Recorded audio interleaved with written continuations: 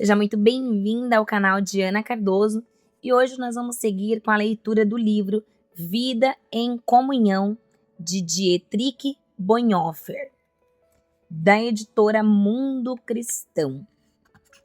Estaremos lendo este livro que é incrível, eu tenho certeza que irá edificar muito a sua vida. Prefácio. Faz parte da natureza do assunto tratado que a pesquisa em torno dele apenas pode ser levada adiante por meio do trabalho comunitário. Por ser matéria que não interessa apenas a um círculo restrito, pois é tarefa que cabe à igreja como um todo, também não convém apresentar soluções aleatórias, em maior ou menor número, visto que é uma responsabilidade comunitária da igreja.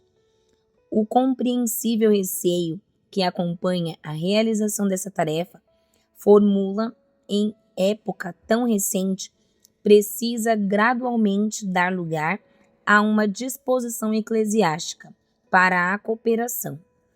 A diversidade de novas formas de comunhão eclesiásticas torna necessária a atenta cooperação de todos os que têm alguma responsabilidade em relação a isso. A exposição que segue não pretende ser mais que uma contribuição individual para que esse tema tão abrangente e, na medida do possível, também uma ajuda para o esclarecimento do assunto e para a prática da comunhão. Capítulo 1. Comunhão. Veja como é bom e agradável que irmãos vivam lado a lado em união. Abre aspas. Salmos 133, verso 1. Fecha aspas. Naquilo que segue, quero analisar alguns conselhos e orientações que as Escrituras Sagradas nos dão a respeito da vida em comunhão sob a palavra. Para um cristão, não é algo totalmente óbvio que ele possa viver em meio a outros cristãos. Jesus Cristo viveu em meio a seus inimigos. No final, todos os seus discípulos o abandonaram. Na cruz, ele estava completamente sozinho, rodeado de malfeitores e zombadores. Foi para isso que ele veio, para trazer a paz aos inimigos de Deus. Do mesmo modo, não cabe ao cristão o isolamento de uma vida monástica, mas a vida em meio aos inimigos. É ali que ele encontra a sua missão, o seu trabalho. O domínio deve ocorrer entre os inimigos, e quem não estiver disposto a isso, esse não quer fazer parte do domínio de Cristo. Esse quer estar entre amigos, ficar sentado num mar de rosas, longe dos maus e nas companhias de gente piedosas. Escutem bem, seus blasfemadores e traidores de Cristo. Se Cristo tivesse feito o que vocês fazem, quem poderia ter sido salvo? Abre aspas, Lutero, fecha aspas. Eu os semearei entre os povos, para que se lembrem de mim em lugares distantes. Abre aspas, Zacarias 10, verso 9, fecha aspas. De acordo com a vontade de Deus, o povo cristão é um povo disperso, espalhado como uma semente entre todos os reinos da terra. Deuteronômio 28, 25. Essa é a sua maldição e também a promessa que recebeu. O povo de Deus tem de viver em terras distantes, em meio aos que não creem, mas esse povo será a semente do reino de Deus em todo o mundo. Eu os reunirei, porque quero salvá-los. Eles irão voltar. Zacarias 10, 8 e 9. Quando isso acontecerá, já aconteceu em Jesus Cristo, que morreu para que reunisse os filhos de Deus que estavam dispersos. João capítulo 11, verso 52. E por fim, isso se tornará algo visível no fim dos tempos, quando os anjos de Deus reunirão os escolhidos dos quatro ventos, de uma extremidade dos céus até a outra, Mateus 24, 31, Até aquele dia, o povo de Deus permanece na dispersão e se mantém unido unicamente em Jesus Cristo, feito um só corpo, para que, semeado entre aqueles que não creem, dele se lembrem em terras distantes. Assim, o fato de, no tempo que vai da morte de Cristo ao dia do juízo, cristãos já poderem viver em comunhão visível com outros cristãos é simplesmente uma graciosa antecipação das coisas do fim. Deus, em sua graça, permite que neste mundo uma comunidade cristã se reúna visivelmente em torno da palavra de Deus e do sacramento. Nem todos os cristãos têm acesso a essa graça. Os encarcerados, os enfermos, os solitários na dispersão, os pregadores do evangelho em terras pagãs, todos esses estão sozinhos. Sabem que comunhão visível é graça. Oram com os salmistas, pois eu gostaria de ir com a multidão e dirigir-me em procissão à casa de Deus, com gritos de alegria e de ação de graças, em meio à multidão daqueles que festejam. Salmos 42, verso 4. Mas eles continuam sozinhos, em terras distantes, uma semente espalhada segundo a vontade de Deus.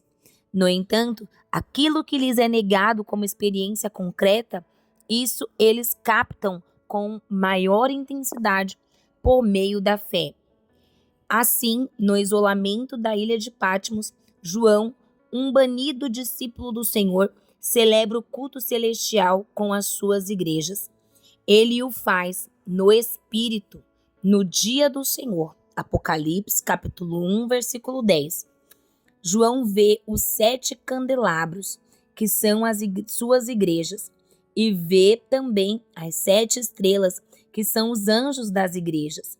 E no meio e por cima de tudo, ele vê o Filho do Homem, Jesus Cristo, na glória excelsa daquele que é o ressuscitado. Cristo o consola e anima por meio de sua palavra. Essa é a comunhão celestial, do qual o discípulo banido participa no dia em que se celebra a ressurreição de seu Senhor. Para o crente, a presença física de outros cristãos é fonte de incomparável alegria e encorajamento. Com muita saudade, o apóstolo Paulo, agora prisioneiro e nos últimos dias de sua vida, pede que Timóteo, seu amado filho na fé, venha visitá-lo na prisão. Quer vê-lo e tê-lo ao seu lado. Paulo nunca esqueceu as lágrimas que Timóteo havia derramado quando da última despedida. 2 Timóteo, capítulo 1, versículo 4. Em outra ocasião, Paulo afirmou que, lembrando-se da igreja de Tessalônica, orava dia e noite, com máximo empenho, para poder ir vê-los pessoalmente. 1 Tessalonicenses, capítulo 3, versículo 10. E o presbítero João sabe que a sua alegria pelos seus apenas será completa quando puder visitá-los e conversar com eles pessoalmente, em vez de fazer isso por meio de papel e tinta. Segundo João, capítulo 1, versículo 12. Não é nenhuma vergonha para o crente, como se ainda fosse demasiadamente carnal, ter o desejo de encontrar-se face a face com outros cristãos. O ser humano foi criado com um corpo.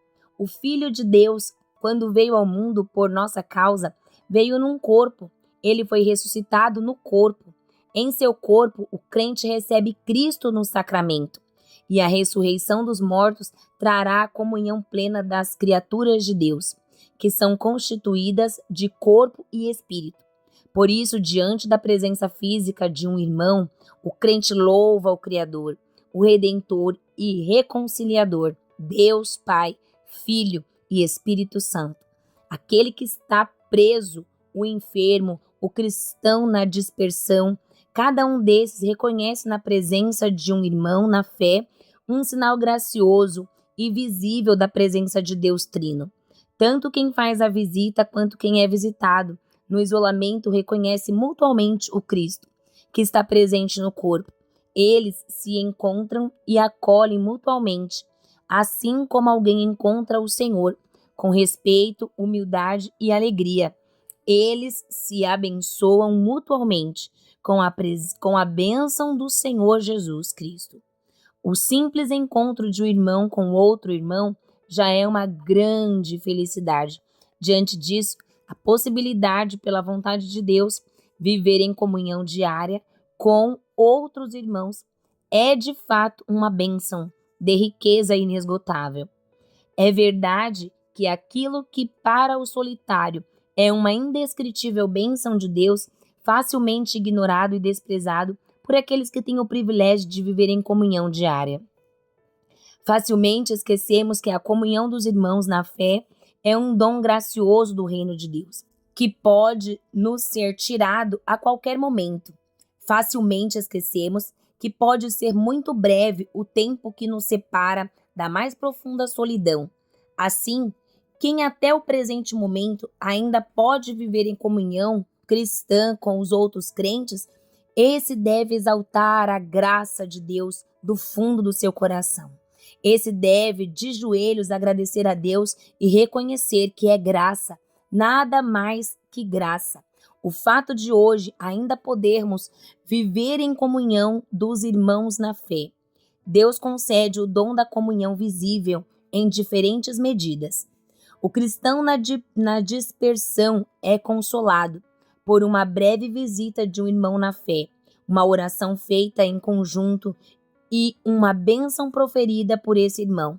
Sim, ele deriva forças também de uma carta escrita por um irmão na fé, a saudação que Paulo escrevia de próprio punho ao final de suas cartas era também sinal desse tipo de comunhão. Outros recebem o dom da comunhão no culto dominical. Ainda outros podem viver a vida cristã na comunhão da sua família. Jovens estudantes de teologia recebem durante algum tempo, antes da ordenação ao ministério, o dom da vida em comunhão com seus irmãos. Cristãos consagrados sentem hoje o desejo de, nos intervalos do trabalho, encontrar algum tempo para se encontrar com outros cristãos para um momento de comunhão sobre a palavra. A vida em comunhão está sendo vista outra vez pelos cristãos de hoje como um dom da graça de Deus, que é o que essa comunhão de fato é, a saber, o extraordinário, o mar de rosas da vida cristã. Lutero. Comunhão cristã significa comunhão por meio de Jesus Cristo e em Jesus Cristo. Não existe comunhão cristã que seja mais do que isso ou que seja menos do que isso. Seja na forma de um único e breve encontro, seja na forma de uma comunhão diária ao longo de anos, a comunhão cristã não é outra coisa senão isso. Pertencemos uns aos outros unicamente por meio de Cristo e em Cristo. O que significa isso? Significa 3 coisas.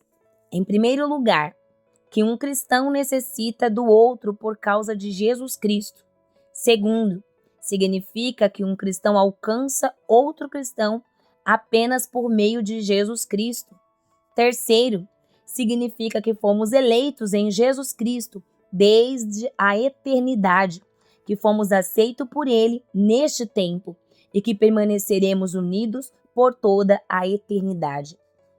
Em primeiro lugar, o cristão é aquele que busca a sua salvação, a sua redenção, a sua justiça, não mais em si mesmo, mas unicamente em Jesus Cristo. Sabe que a palavra de Deus em Jesus Cristo o declara culpado, também quando ele não percebe ou não sente nenhuma culpa pessoal. Sabe também que a palavra de Deus em Jesus Cristo o declara livre e justo, mesmo quando ele não sente nada em termos de justiça pessoal. O cristão não deve viver mais a partir de si mesmo, isso é, a partir de uma condenação que provém dele próprio e a partir de uma justificação própria. Ele vive a partir da condenação e da justificação que vem de Deus. Vive unicamente a partir da palavra de Deus e a respeito dele, com confiante submissão à sentença de Deus, seja ela uma palavra de condenação, seja uma palavra de justificação. A morte e a vida do cristão não são determinadas a partir dele próprio. Pelo contrário, ele encontra tanto a morte quanto a vida unicamente na palavra. Essa palavra que se dirige a ele vinda de fora, a saber, a palavra de Deus, que se dirige a ele. Os teólogos da Reforma expressam isso assim: nossa justiça é uma justiça alheia, uma justiça que vem de fora, extra nós. Com isso, deixaram claro que o cristão depende da palavra de Deus, que lhe é anunciada. Ele se orienta para fora, na direção da palavra, que se dirige a ele. O cristão vive unicamente da verdade da palavra de Deus em Jesus Cristo. Se alguém perguntar ao crente em que consiste a sua salvação, a sua felicidade e a sua justiça, ele nunca poderá apontar para si mesmo. Pelo contrário, aponta para a palavra de Deus em Jesus Cristo, ao qual lhe promete salvação, felicidade, justiça em todos os momentos. Fica com os olhos voltados para essa palavra, visto que diariamente tem fome e sede de justiça. Sempre de novo ele busca essa palavra redentora. E essa palavra só pode vir de fora. Em e por si mesmo, ele é pobre e está morto. A ajuda precisa vir de fora. E ela veio e vem sempre de novo, dia a dia, na palavra de Jesus Cristo, a qual nos traz a redenção, justiça, inocência e felicidade. No entanto, Deus colocou essa palavra na boca de pessoas para que seja passada adiante ou anunciada entre as pessoas. Se alguém é alcançado por essa palavra, logo passa essa palavra adiante. A vontade de Deus é que busquemos e encontremos sua palavra, viva no testemunho de um irmão. Isso é, a palavra falada por pessoas. Por isso o cristão necessita de outros cristãos, que lhe fale a palavra de Deus. Ele necessita desse irmão sempre de novo, quando passa a ter dúvidas ou fica desanimado, porque ele não encontra ajuda em si mesmo, a menos que queira enganar-se quanto à verdade. Ele necessita do irmão como mensageiro e proclamador da palavra divina que salva. O crente necessita do irmão unicamente por causa de Jesus Cristo. O Cristo que está em meu coração é mais frágil do que o Cristo que está na palavra falada pelo irmão. O que está em meu coração é inseguro. O que o irmão anuncia é garantido. Desse modo, aparece também com clareza o objetivo da comunhão dos cristãos. Eles se encontram como proclamadores da mensagem da salvação. É nessa condição que Deus permite que eles se reúnam e lhes concede a dádiva da comunhão. É apenas por meio de Jesus Cristo e com base na justiça alheia que essa comunhão cristã se sustenta. Apenas podemos dizer isso. A comunhão dos cristãos deriva unicamente da mensagem bíblica, enfatizada pelos teólogos da Reforma, de que a justificação do ser humano se dá unicamente pela graça de Deus. É nela, e tão somente nela, que se fundamenta esse anseio dos cristãos de estarem uns nas companhias dos outros. Em segundo lugar, um cristão entra em contato com outros cristãos apenas por meio de Jesus Cristo. Entre as pessoas reina o conflito. Ele é a nossa paz. Efésios capítulo 2, verso 14. Escreve Paulo a respeito de Jesus Cristo. Nele, a humanidade havia muito dividida. Se tornou una outra vez. Sem Cristo, reina a discórdia entre Deus e os seres humanos, e entre uma pessoa e a outra. Cristo se tornou o mediador, e ele trouxe paz com Deus e paz entre os seres humanos. Sem Cristo, não teríamos conhecimento de Deus. Não poderíamos invocá-lo, não poderíamos nos aproximar de Deus. Sem Cristo, também não teríamos conhecimento do irmão e não teríamos contato com ele. O caminho estaria bloqueado pelo próprio eu. Cristo desobstruiu o caminho que leva a Deus e ao irmão. Agora, os cristãos podem viver em paz, uns na companhia dos outros. Podem amar e servir uns aos outros, podem se tornar um. Mas, de agora em diante, eles podem fazer isso unicamente por meio de Jesus Cristo. Apenas em Jesus Cristo somos um. Apenas por meio dele estamos ligados uns aos outros. Ele é o único mediador e o será por toda a eternidade. Em terceiro lugar, quando o Filho de Deus se fez carne, ele assumiu o nosso ser, a nossa natureza, unicamente por graça. Ele nos assumiu e fez isso de verdade e corporalmente. Essa foi a decisão eterna de Deus Trino. Agora nós estamos nele. Onde ele está, ali ele leva consigo a nossa carne. Ali ele nos tem consigo. Onde ele está, ali estamos também nós, na encarnação, na cruz e na sua ressurreição. Pertencemos a ele, porque estamos nele. Por isso, as Escrituras nos chamam de corpo de Cristo. Mas, se antes mesmo de podermos e querermos saber a respeito disso, fomos eleitos e aceitos com toda a Igreja em Cristo Jesus, então também pertencemos a Cristo, na companhia uns dos outros, por toda a eternidade.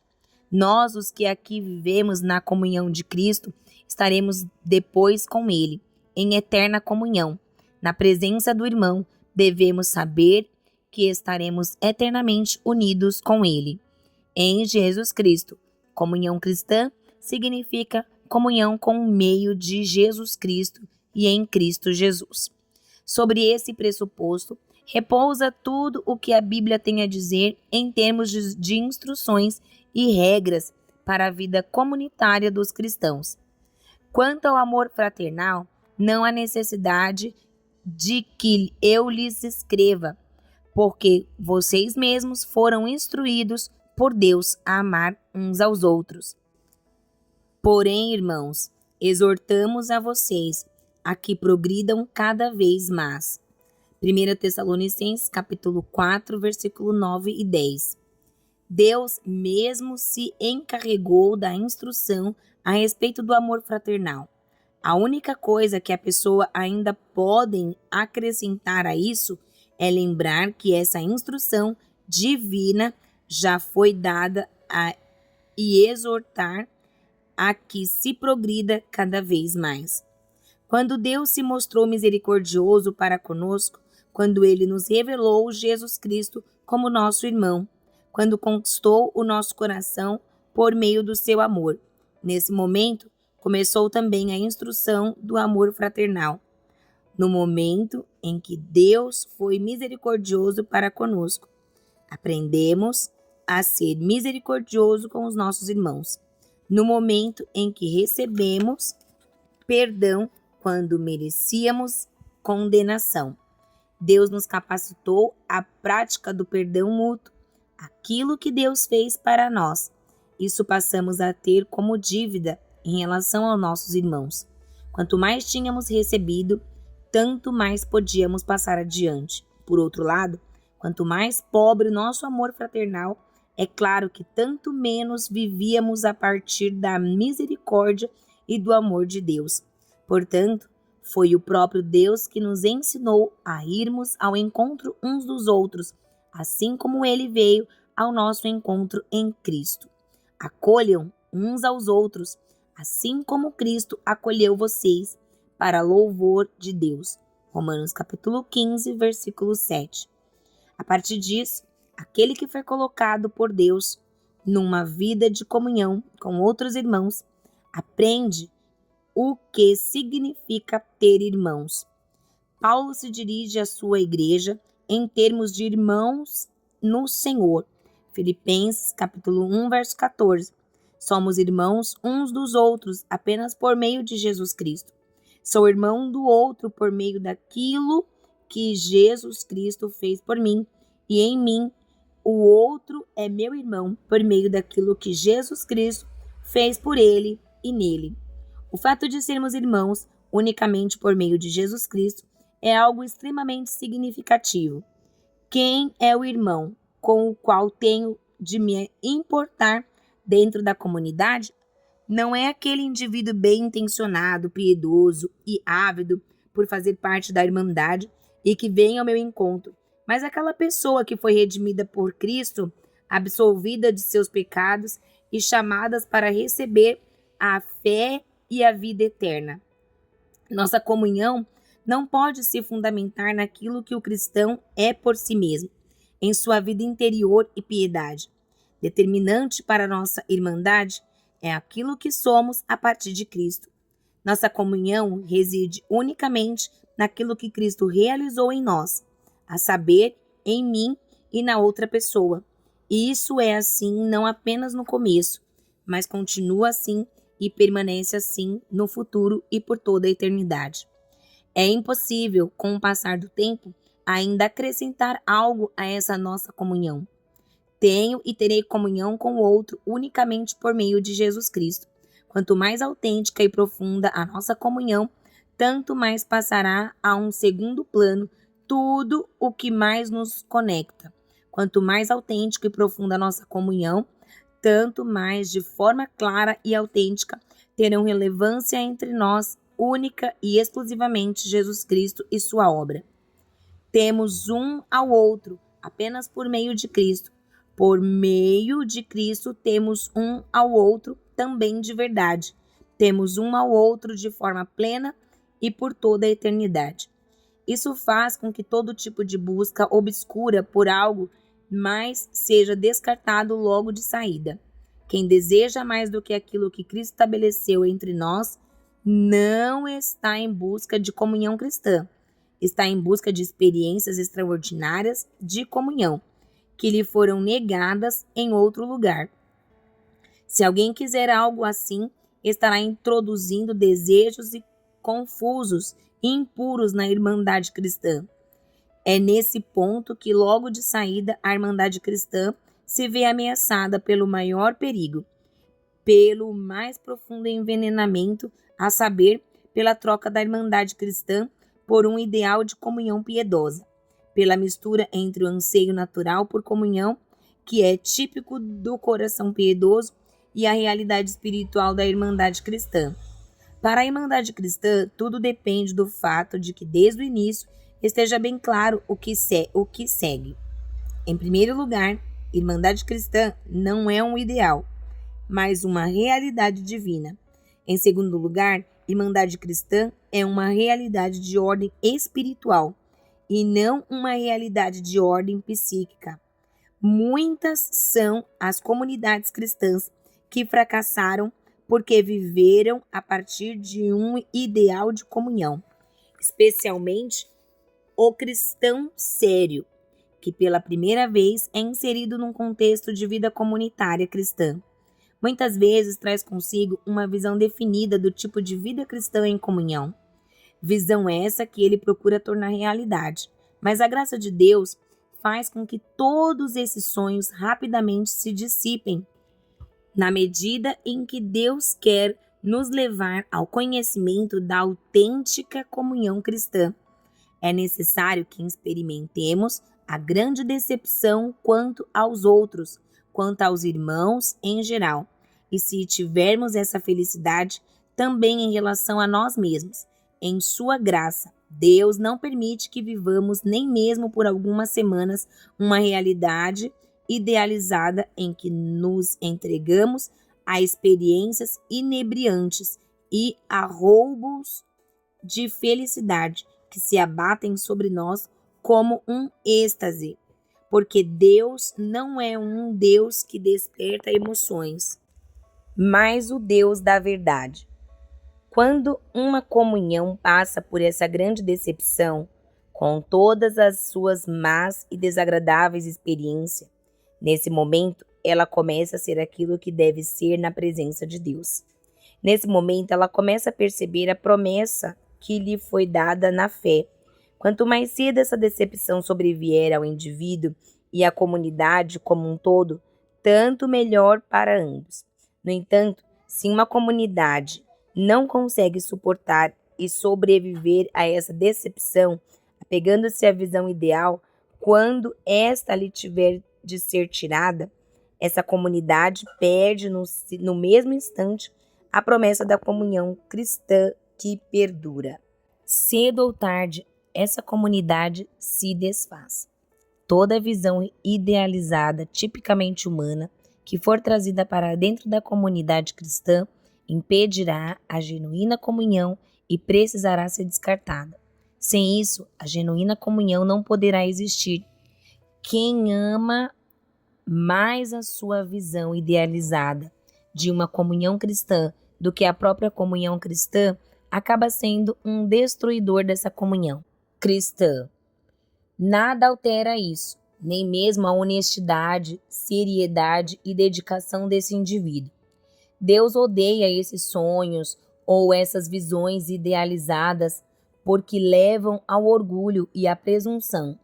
Quem idealiza ou sonha com um modelo de comunhão acaba por exigir de Deus, dos outros e de si mesmo a concretização desse ideal. Esse indivíduo aparece em meio à comunhão dos cristãos como alguém que faz exigências, promulga uma lei própria e, de acordo com ela, julga os irmãos e o próprio Deus. Mostra-se rígido e aparece em meio aos irmãos como uma acusação viva para todos. Age como se primeiro tivesse de estabelecer a comunhão cristã, como se a visão que idealizou devesse unir as pessoas. Tudo aquilo que não ocorre segundo a sua vontade, ele considera um fracasso. No momento em que a visão idealizada é destruída, entende que a comunhão se desfaz. Assim, ele se torna inicialmente acusador de seus irmãos, depois acusador de Deus e, por fim, em desespero, acusador de si mesmo. Deus já lançou o único fundamento da nossa comunhão. Há muito antes de entrarmos na vida em comunhão com outros cristãos, Deus nos uniu com esses cristãos em um só corpo em Jesus Cristo. Por isso, entramos na vida em comunhão com outros cristãos, como aqueles que recebem e agradecem, e não como aqueles que exigem. Agradecemos a Deus por aquilo que Ele operou em nós. Agradecemos a Deus por nos dar irmãos que vivem a partir do chamado que Ele lhes fez, sob o perdão que Ele concede e à luz da promessa que Ele fez. Não nos queixamos a respeito daquilo que Deus não nos dá, mas agradecemos a Deus por aquilo que Ele nos dá a cada novo dia. E será que não basta o que nos foi dado? A saber, irmãos, que, como pecadores e necessitados, vivem conosco sob a bênção da graça de Deus? Será que o dom de Deus, que consiste nessa comunhão cristã, não é algo extraordinário? A cada dia, inclusive nos dias mais difíceis? Pecado e incompreensão ameaçam a vida em comunhão. Mas será que o irmão que peca não continua a ser o irmão com o qual, em comunhão fraterna, dependo da palavra de Cristo? E será que o pecado dele não pode vir a ser um motivo sempre renovado de dar graças, por ambos termos a possibilidade de viver sob o amor perdoador de Deus em Cristo Jesus?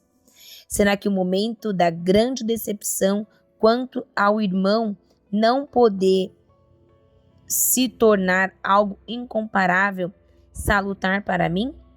É claro que sim, porque esse momento me ensina fundamentalmente que ambos, ele e eu, nunca podemos viver a partir das nossas palavras e ações, mas unicamente a partir daquela palavra e daquele um ato, a saber, do perdão dos pecados em Jesus Cristo. E essa palavra e esse ato é o que, na verdade, nos une. Onde o nevoeiro nos quadros idealizados se desfaz, ali aparece o sol esplendoroso da comunhão cristã. Quando se trata de agradecer, o que ocorre na comunhão cristã não difere do que se passa no restante da vida cristã. Somente quem agradece pelas pequenas coisas recebe também as grandes. Impedimos que Deus nos conceda os grandes dons espirituais que Ele tem preparado para nós, por não agradecermos pelos dons diários. Pensamos que não deveríamos nos dar por satisfeitos com a dádiva de uma porção reduzida de conhecimento espiritual, experiência e amor. Pensamos que deveríamos sempre voltar os olhos cheios de desejo apenas para os dons maiores. Passamos então a nos queixar que nos falta a certeza inabalável, a fé robusta e a experiência rica, dons que Deus concedeu a outros cristãos. E ainda pensamos que essa queixa é piedosa. Pedimos os dons maiores e nos esquecemos de agradecer pelos dons diários, que são pequenos, embora na verdade não tenham nada de pequeno. Mas como poderia Deus confiar o que é grande àquele que não recebe de sua mão com gratidão aquilo que é pequeno? Se não agradecemos diariamente pela comunhão cristã em que fomos colocados, impedimos que Deus faça a nossa comunhão crescer segundo a medida e a riqueza que está preparada para todos nós em Cristo Jesus. Podemos ser levados a nos esquecer de agradecer em situações em que não temos experiências especulares, riqueza perceptível, mas onde reina muita fraqueza, ausência de fé robusta e não poucas dificuldades. Podemos incorrer nesse erro se sempre apenas nos queixamos diante de Deus, pelo fato de tudo ser tão miserável, tão simples, tão distante daquilo que tínhamos esperado.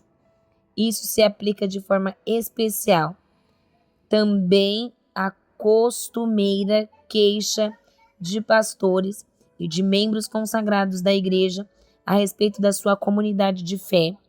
Um pastor jamais deve se queixar a respeito da sua igreja, certamente não diante das pessoas, e muito menos diante de Deus.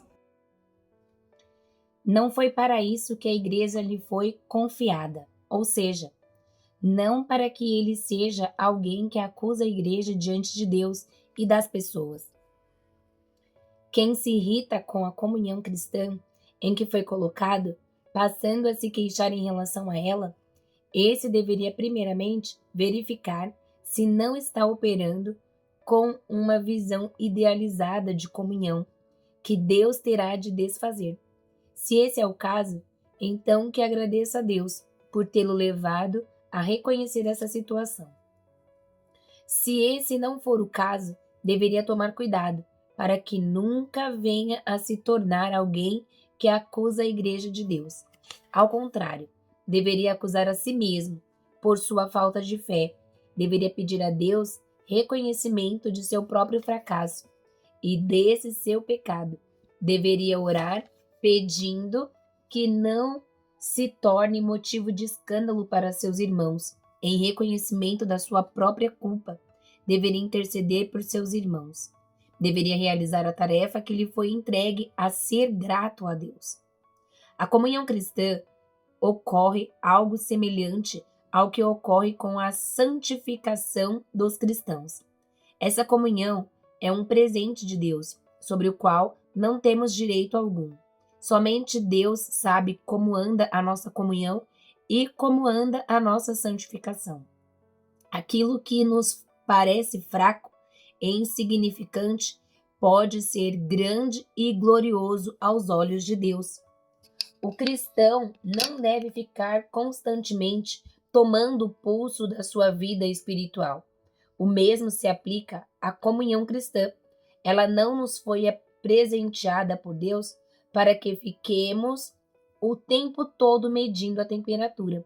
Quanto mais recebermos com gratidão dia a dia aquilo que nos é dado, tanto mais a comunhão crescerá e aumentará de modo firme e consistente, dia a dia, segundo a vontade de Deus.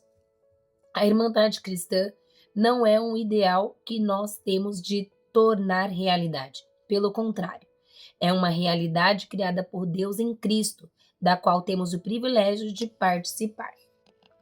Quanto mais clara for a nossa compreensão de que apenas Jesus Cristo é a base, a força e a promessa da nossa comunhão, tanto mais calmamente aprenderemos a refletir sobre a nossa comunhão, a orar e esperar por ela.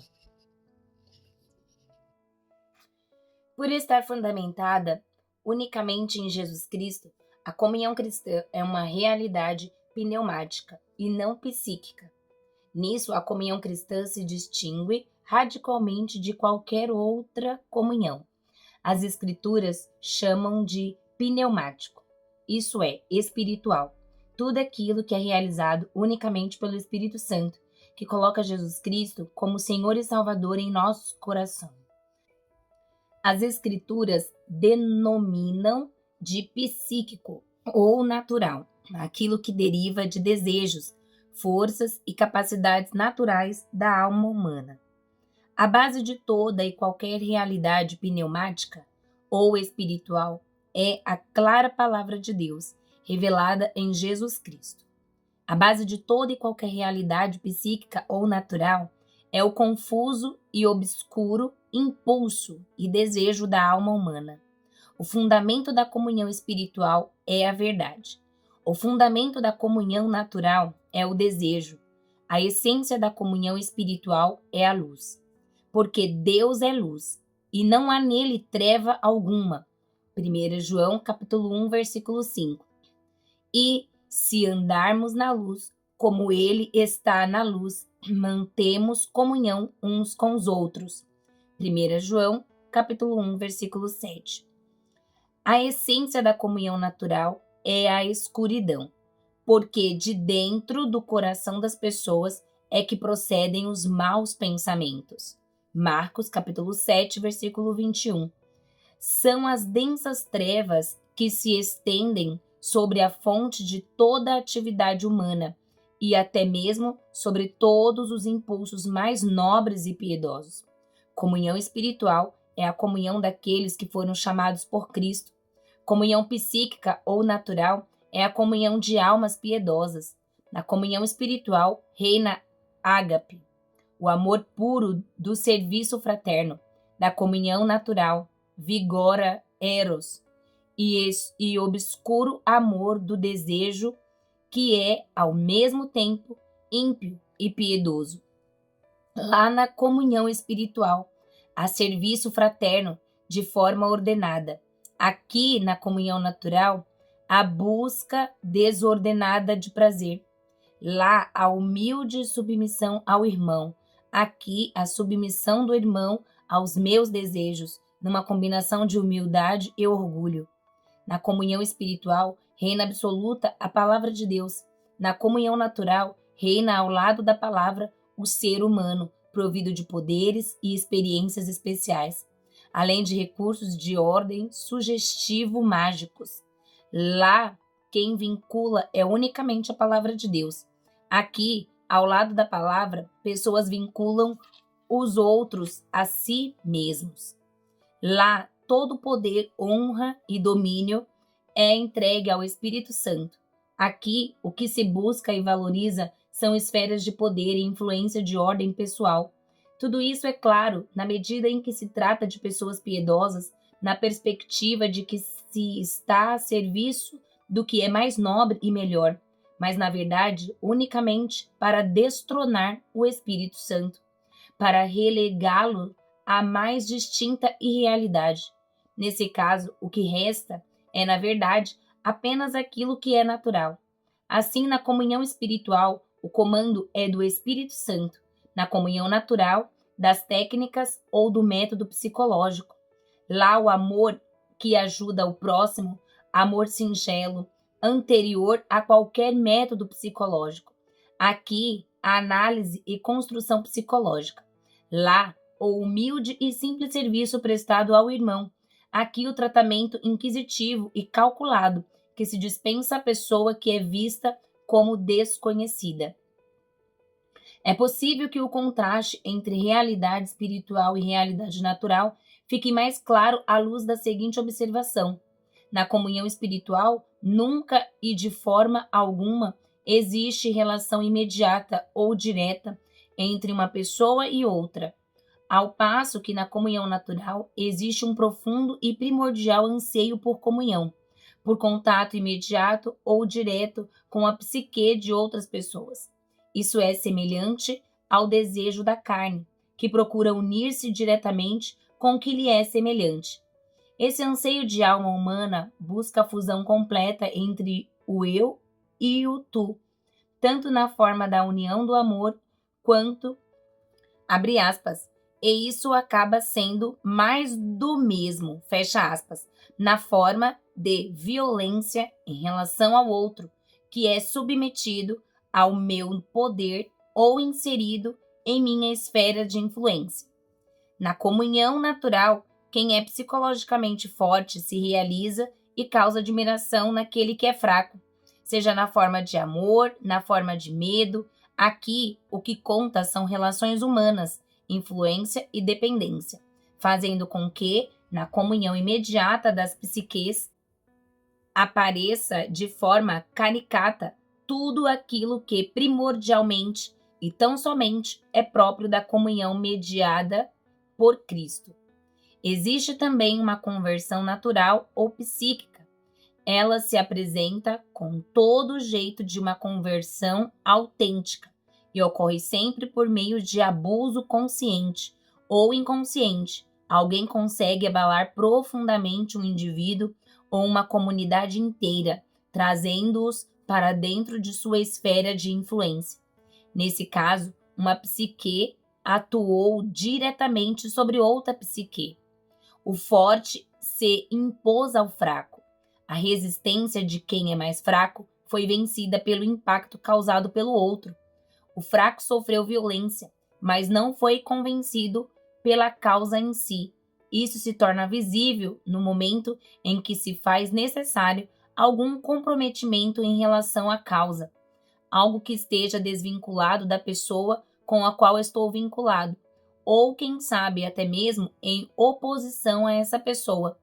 Nesse momento, aquele que passou por uma conversão natural entra em crise, deixando claro que a sua conversão foi operada por um ser humano e não pelo Espírito Santo, e que essa conversão é como fogo de palha, ou seja, não será duradoura. Do mesmo modo, existe um amor ao próximo que é natural ou psíquico.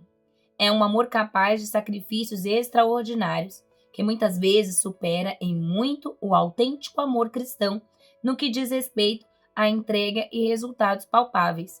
É um amor que fala a linguagem cristã com veemente e apaixonada eloquência, mas é aquele amor do qual Paulo afirma: e ainda que eu distribua todos os meus bens aos pobres e entregue o meu corpo para ser queimado.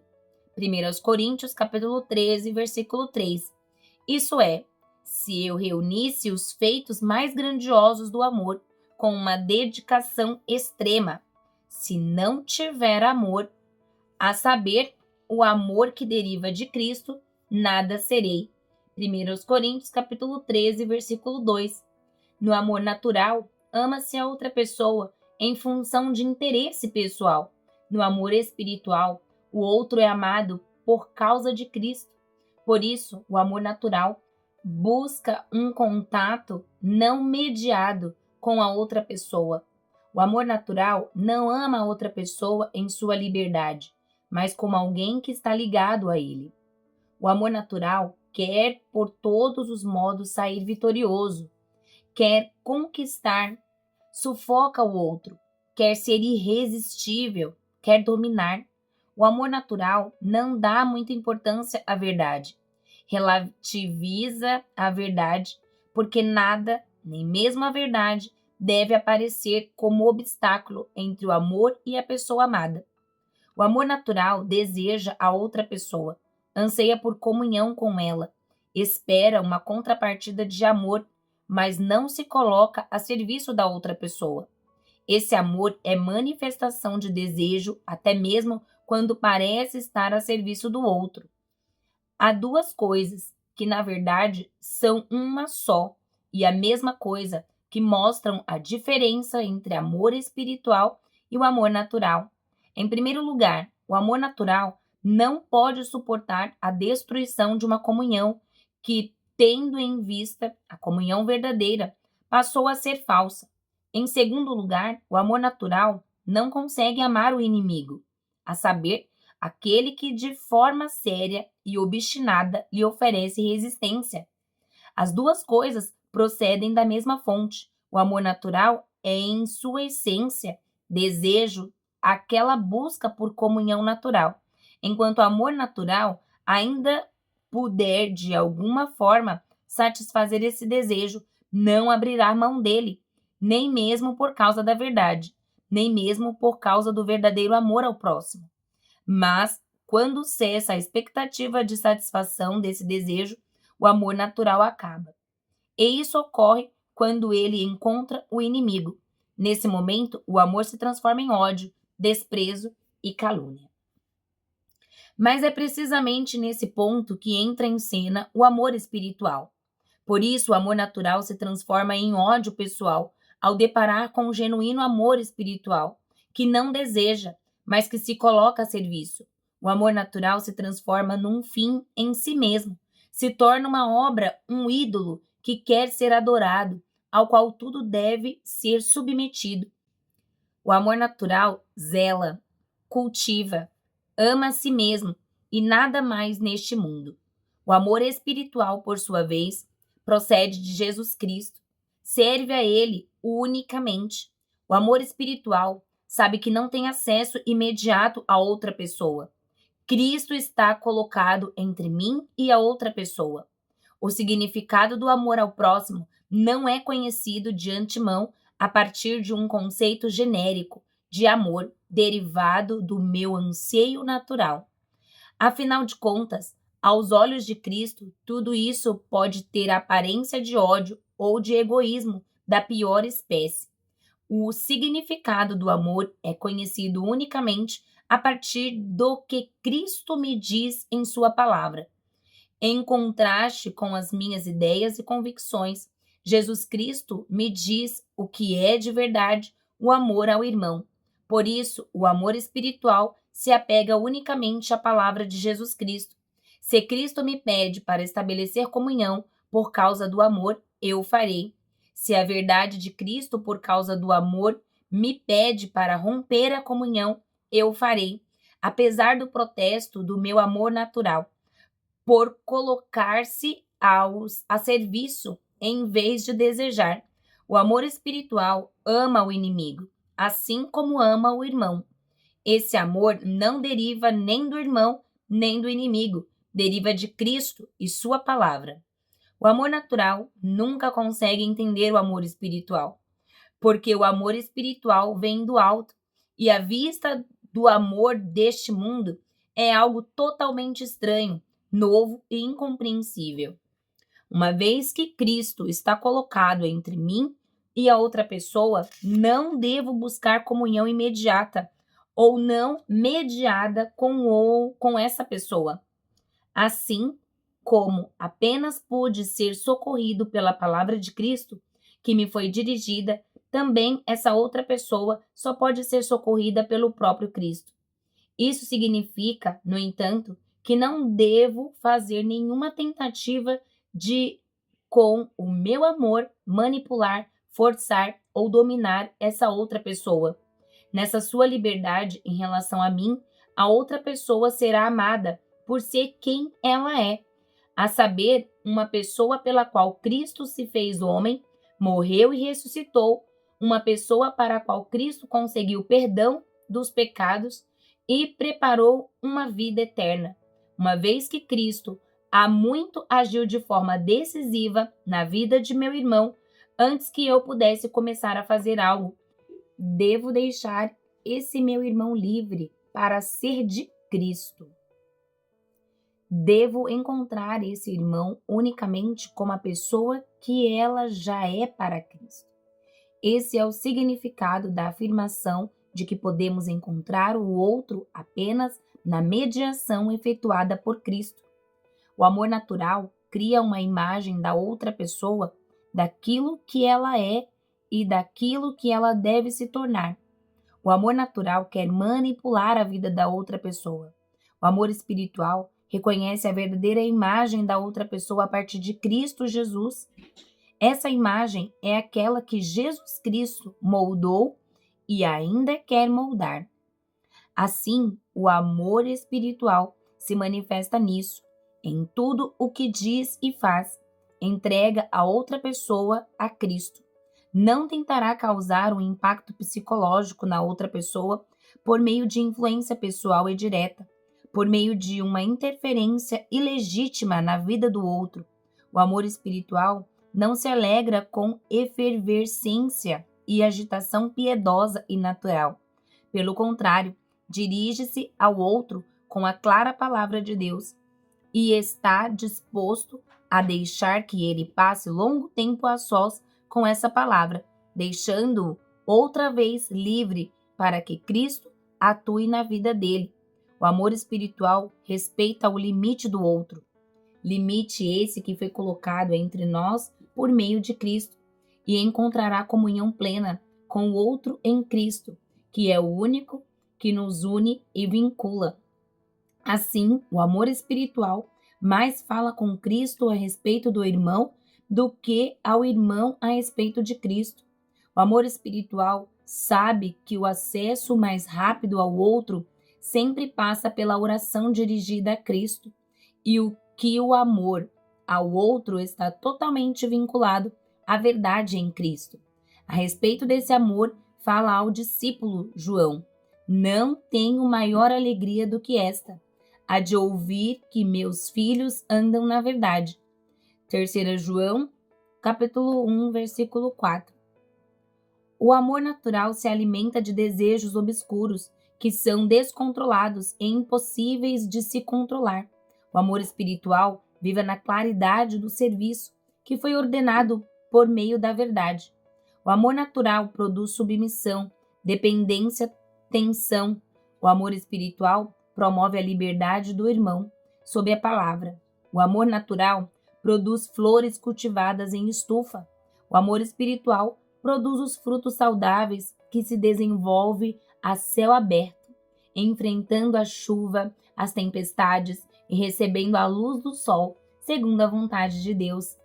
Cada comunidade cristã se defronta com a seguinte questão existencial: conseguir desenvolver a capacidade de fazer distinção entre ideal humano e realidade divina, e entre comunhão natural e espiritual.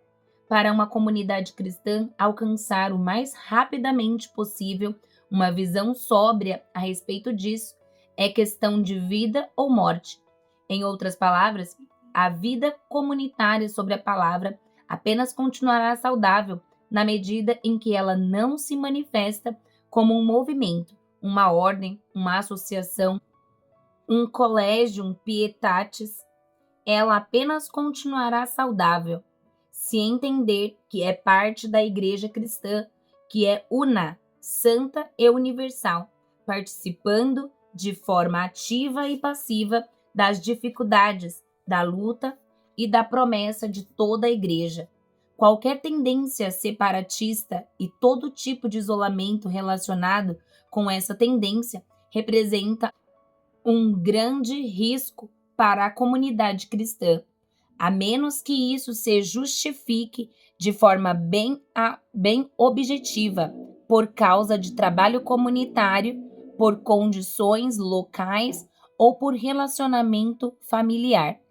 Quando se busca isolamento espiritual, aquilo que é natural sempre volta a se intrometer e priva a comunhão de seu poder espiritual e de sua eficácia para a Igreja, levando ao sectarismo. Excluir a comunidade cristã, aquele que é fraco e insignificante, aquele que parece ser inútil, pode muito bem significar a exclusão de Cristo, que bate à nossa porta por meio do irmão pobre. Logo, em relação a isso, todo cuidado é pouco. Um observador desatento poderia ser levado a pensar que a mistura entre o que é idealizado e o que é real, entre o natural e o espiritual, pode ocorrer mais facilmente onde entra a comunhão está estruturada em diferentes níveis. Em outras palavras, ali onde, a exemplo do que ocorre no casamento, na família e na amizade, aquilo que é natural já tem, por si mesmo, uma importância central para a existência da comunhão, e onde o espiritual apenas é acrescentado ao que é humano ou natural. Assim, aparentemente, só haveria o risco de uma troca ou mistura das duas esferas nesse tipo de comunhão, ao passo que dificilmente haveria risco semelhante para uma comunhão que é unicamente da natureza espiritual. Mas pensar assim é uma grande ilusão. A experiência mostra, e um exame do assunto facilmente mostrará, que o oposto é verdadeiro em se tratando de um casamento, uma família, uma amizade. As pessoas envolvidas sabem muito bem quais são os limites da força que cria cada um desses relacionamentos. Se forem relacionamentos saudáveis, os envolvidos sabem muito bem onde termina o que é natural e onde começa o que é espiritual. O contraste entre comunhão humana ou natural e comunhão espiritual é conhecido. Por outro lado, o risco de inserir e misturar numa comunhão aquilo que é natural aumenta de forma significativa, exatamente ali onde existe uma comunhão de natureza eminentemente espiritual. Uma vida comunitária que seja puramente espiritual não é apenas algo perigoso, é também um fenômeno absolutamente anormal, onde a comunhão familiar natural ou a comunhão de trabalho sério e a vida cotidiana com suas exigências em relação aos que trabalham não forem levadas para dentro da comunhão espiritual. Ali se fará necessário uma boa dose de vigilância e sobriedade. Por isso, a experiência mostra que é exatamente nos breves momentos de lazer ou em retiros que, com muito mais facilidade, se instaura aquele momento natural. Nada é mais fácil do que despertar o êxtase da comunhão em uns poucos dias de vida comunitária. E, ao mesmo tempo, nada é mais fatal para a sadia e equilibrada vida comunitária dos irmãos no dia a dia. Certamente não existe cristão que não receba de Deus a bênção de pelo menos uma vez na vida ter a feliz experiência da autêntica comunhão cristã. No entanto, nesse mundo, tal experiência não passa de gracioso acréscimo ao pão de cada dia da vida comunitária cristã. Não podemos reivindicar essas experiências, e não é por causa dessas experiências que vivemos na companhia uns dos outros. O que nos mantém unidos não é a experiência da irmandade cristã, mas a certa e segura confiança de que essa irmandade existe. Pela fé, compreendemos que o maior presente de Deus é o fato de que Deus agiu na vida de todos nós e continuará a agir. Isso faz com que fiquemos alegres e felizes, mas também nos capacita a abrir mão de toda e qualquer experiência. Se Deus, em algum momento, não nos concedê-la, estamos unidos na fé e não na experiência. Veja como é bom e agradável quando irmãos vivem lado a lado em união. É dessa forma que as Escrituras exaltam a vida em comunhão sob a palavra. Uma correta explicação das palavras em união precisa incluir o seguinte: quando irmãos vivem lado a lado por meio de Cristo, porque Cristo Jesus é o nosso único vínculo de união. Ele é a nossa paz apenas por meio de Cristo. Temos acesso uns aos outros, alegria na presença uns dos outros, comunhão uns com os outros. E aqui nós concluímos o primeiro capítulo do livro Vida em Comunhão. Se você ainda não é inscrito no meu canal, se inscreva agora mesmo, aperta o like, curta esse vídeo e deixa aqui embaixo se você gostou da leitura desse livro e o que você teve de boa impressão, aquilo que Deus falou ao seu coração. Compartilha comigo quais foram os sentimentos em relação a esse primeiro capítulo. Que Deus abençoe E curta esse vídeo e encaminhe para aquela amiga que precisa ter comunhão no corpo de Cristo. Deus abençoe.